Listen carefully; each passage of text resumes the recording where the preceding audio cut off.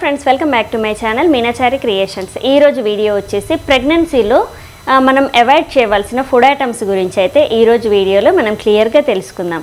So ఈ food తినొచ్చా, ఇది తినకూడదా అని చాలామందికి టెన్షన్ ఉంటుందన్నమాట. సో ఎలాంటి ఫుడ్ని మనం అవాయిడ్ చేయాలి అనే దాని గురించి ఈరోజు టాపిక్. సో ఇంకా లేట్ చేయకుండా వీడియోలోకి అయితే వెళ్దాం మనము.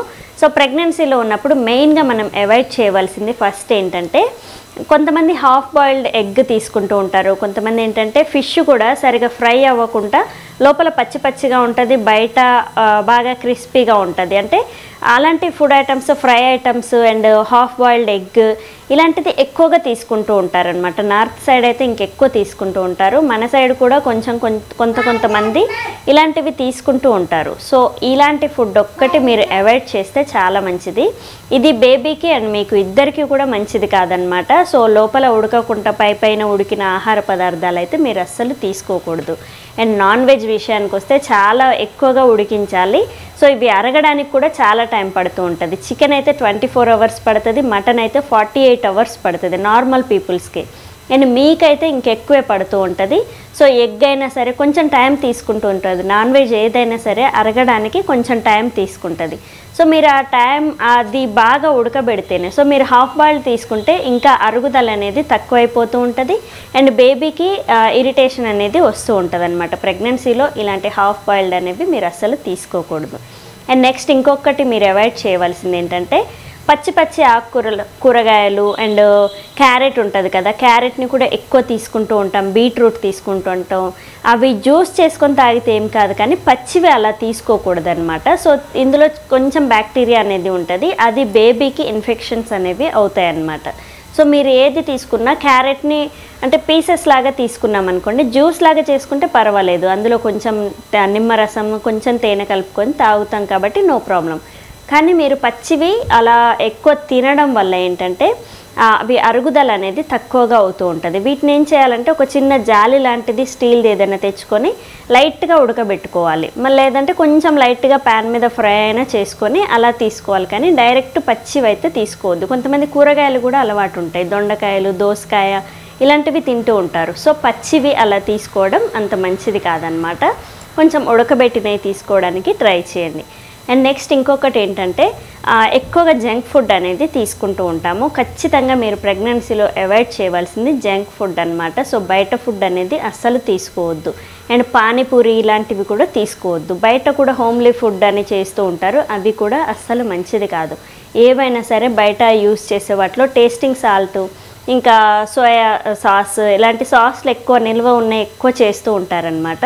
సో ఇలాంటివన్నీ కూడా ప్రెగ్నెన్సీలో మంచివి కాదు. అందుకే మీరు జంక్ ఫుడ్ అండ్ బయట ప్యాకెట్స్ ఫుడ్ అనేది కంప్లీట్గా అవాయిడ్ చేయాలి. నూడిల్స్ తినొచ్చా అని చాలామంది అంటున్నారు. మ్యాక్సిమం మీరు అన్నీ కూడా జంక్ ఫుడ్ కిందకే వస్తాయి. ఇవన్నీ అవాయిడ్ చేస్తే చాలా మంచిది.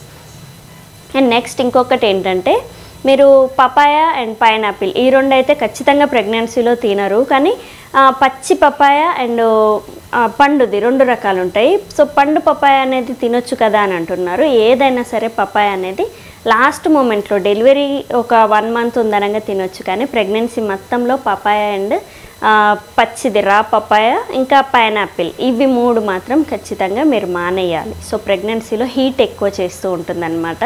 సో వీటి వల్ల బేబీకి అబార్షన్ అయ్యే అవకాశం ఎక్కువగా ఉంటుంది. సో ఖచ్చితంగా ఈ 3 ఫ్రూట్స్ అనేవి, ఈ 3 అంటే రా పపాయ అండ్ పపాయ, దాని తర్వాత పైనాపిల్, ఇవి మాత్రం ఖచ్చితంగా అవాయిడ్ చేయాలి మీరు.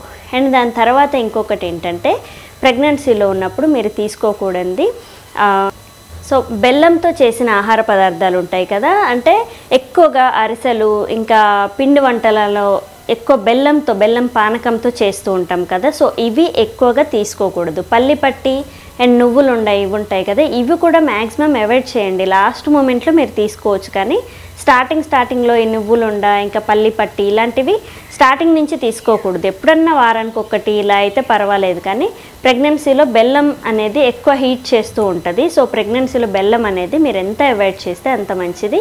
అండ్ డైరెక్ట్ బెల్లం అనేది కొంచెం రోజు ఇంత తీసుకోవచ్చు, కానీ ఇలా వంట చేసి అందులో ఇప్పుడు బెల్లంలో మీరు నువ్వులు కలిపారనుకోండి, అది చాలా హీట్ అవుతుంది. సో ఇలాంటి పిండి వంటలు, అరిసెలు కూడా చాలా హీట్ చేస్తాయి.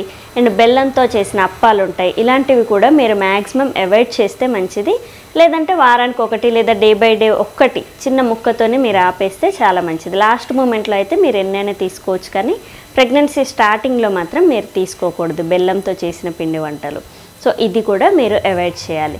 అండ్ ఇంకొకటి ఏంటంటే కాఫీ అండ్ టీ అనేది, టీ పర్వాలేదు కానీ కాఫీ అనేది కొంచెం మ్యాక్సిమం అవాయిడ్ చేయండి. ఎందుకంటే మనకి ప్రెగ్నెన్సీలో ఉన్నప్పుడు కాఫీ అండ్ టీ అనేది కెఫెన్ ఎక్కువ ఉంటుంది దీంట్లో. సో దీనివల్ల బేబీకి ఇబ్బంది అవుతూ ఉంటుంది అనమాట. బేబీ ప్రెగ్నెన్సీ మొత్తం కూడా మనము కాఫీ టీ అనేది ఖచ్చితంగా మానేస్తే చాలా మంచిది. సో ఇది బేబీని ఎదగనివ్వదు అండ్ బ్రెయిన్ డెవలప్మెంట్ కూడా అవ్వదు. సో ఖచ్చితంగా కాఫీ అండ్ టీ అనేది మానేయండి. అండ్ నెక్స్ట్ ఈ సీజన్లో ఎక్కువ తాగేది మనము కూల్ డ్రింక్స్ అండ్ జ్యూసెస్ తీసుకుంటూ ఉంటాము. జ్యూసులు కూడా బయట నుంచి తీసుకొచ్చిన జ్యూసులు తాగుతాం. అలా కాకుండా మనం ఇంట్లో చేసిన జ్యూస్ని ఫ్రిడ్జ్లో పెట్టుకొని తాగండి, కానీ బయట నుంచి మజాలు, ఇంకా దాని తర్వాత రసనాలు, ఇలాంటివి ఏవి కూడా మీరు తీసుకోకూడదు. And Thums Up and Sprite, Maaza ఇలాంటివి అయితే కంప్లీట్గా అవాయిడ్ చేయాలి. అలాంటి కూల్ డ్రింక్స్ కూడా బయట నుంచి తీసుకొచ్చినవి మీరు తాగొద్దు. ఈ కూల్ డ్రింక్లు అంటే ఇంకా అసలే అవాయిడ్ చేయాలి మొత్తానికి. జ్యూసెస్ అయితే మాత్రం బయట నుంచి తెచ్చినవి కాకుండా హోమ్ మేడ్ మీరు తీసుకుంటే చాలా మంచిది. ఇందులో బాదం పాలు ఇవన్నీ కూడా బయటవి కాకుండా మనం ఇంట్లో చేసుకుని తాగితే చాలా మంచిది. సో ఇవన్నీ కూడా మీరు అవాయిడ్ చేయవలసిన ఫుడ్ ఐటమ్స్ అన్నమాట. సో ఇంకా మీకు ఏమైనా ఇది తీసుకోవచ్చా లేదా అనేది కామెంట్ సెక్షన్లో మెన్షన్ చేయండి. అది తినొచ్చా లేదా అనేది నేనైతే కంప్లీట్గా మీకు షేర్ చేస్తాను. And spicy food, masala food కూడా ప్రెగ్నెన్సీలో అవాయిడ్ చేస్తే చాలా మంచిది. సో చూసారు కదా ఈరోజు వీడియోలో ప్రెగ్నెన్సీలో ఉన్నప్పుడు మీరు అవాయిడ్ చేయవలసిన ఫుడ్ ఐటమ్స్ గురించి ఈరోజు వీడియోలో క్లియర్గా తెలుసుకున్నాం కదా. సో రేపటి వీడియోలో ఇంకొక మంచి టాపిక్తో మీ ముందుకు వస్తాను. Thank you. Please subscribe my channel Meenachari creations. Thank you.